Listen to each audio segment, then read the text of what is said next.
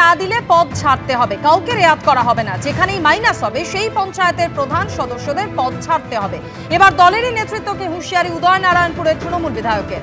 তৃণমূলের অন্তর্দ্বন্দ্ব প্রকাশ্যে এসে পড়ছে, কটাক্ষ বিজেপি।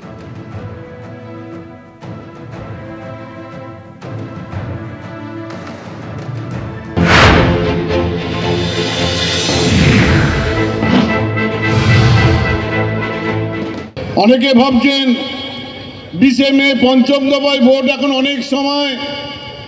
সন্ধ্যেবেলা 2 ঘন্টা করে আপনি আপনার পাড়ায়, আপনি আপনার মহল্লায়, আপনি আপনার বুথে কিন্তু টাইম দিতে হবে। এই নির্বাচনে যে মার্জিনটা উদয়নপুর থেকে করতে হবে, আগামী 2026-এ মার্ক্সবাদী কমিউনিস্ট পার্টি থেকে শুরু করে ভারতীয় জঞ্জাল পার্টির কোমর ভেঙে দিতে হবে। সেইভাবেই মার্জিনটা কিন্তু আপনাদের করতে হবে। সেই নির্বাচনের জন্য আসা। শুনতে খারাপ লাগবে আপনাদের, কান খুলে শুনে নিন। 16টি গ্রাম পঞ্চায়েতের প্রধান, উপপ্রধান, 248টি গ্রাম পঞ্চায়েতের সদস্যা, 48টা পঞ্চায়েত সমিতির সদস্যা, 4টি জেলা পরিষদের সদস্য আছেন। যে জায়গায় মাইনাস হবে আমাকে বলতে না হয় 4 জুন, তারপরের দিনে 5 তারিখে আপনাকে আপনার পদ খালি করে দিতে হবে। কোনো রকম রেয়াত নয়, কোনো জায়গাতে রেয়াত নয়। উদয়নারায়ণপুরের তৃণমূল বিধায়কের হুঁশিয়ারি নিয়ে যখন বিতর্ক শুরু হয়ে গিয়েছে, তখনই কটাক্ষ করে বিজেপি বলছে তৃণমূলের অন্তর্দ্বন্দ্ব প্রকাশ্যে এসে পড়েছে। আর এই বিতর্ক শুরু হতেই সাফাই দিয়েছেন উদয়নারায়ণপুরের তৃণমূল বিধায়ক।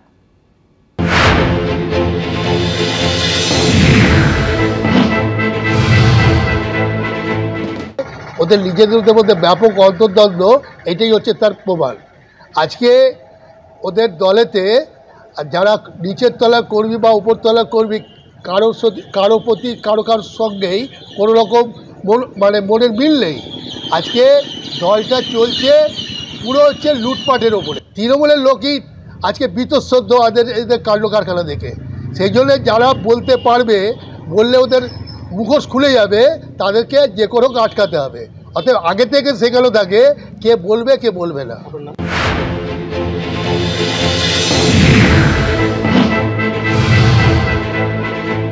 যে ধারাবাহিক যে উন্নয়নের যোগ্য, সেই যোগ্যে আমরা সামিল হওয়ার পরেও যদি সেই বুথ যদি আমরা সাংগঠনিক স্তরে পিছিয়ে পড়ি, নিশ্চিত আকারেই তাদের অক্ষমতা।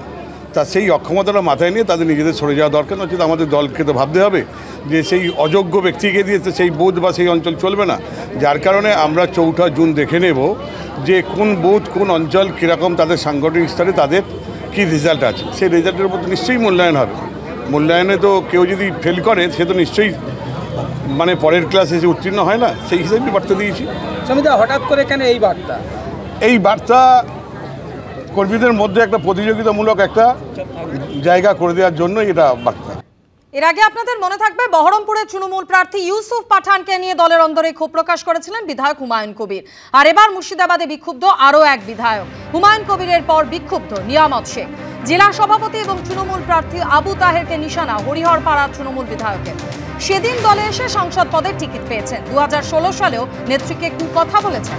তারপরে দলে এসে সাংসদ এবং দলের জেলা সভাপতি হয়েছেন। পঞ্চায়েত ভোটে হামলার শিকার হয়েছি, খোঁজ নেননি সাংসদ। ক্ষোভের কথা দলকে জানিয়েছি মন্তব্য করেছেন হরিহরপাড়ার তৃণমূল বিধায়ক নিয়ামত শেখ।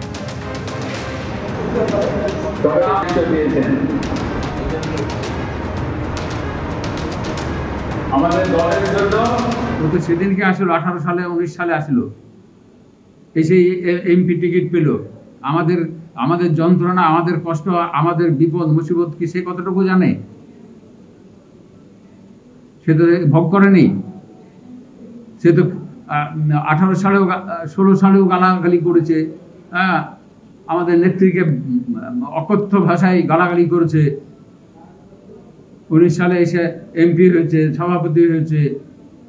আর আমরা 9 সাল থেকে আমরা এখানে ঘষাচ্ছি। আমরা কোনো এখানকার সংগঠনের কোনো দায়িত্ব নিয়ে আমরা এতদিন ধরে সংগঠন করছি।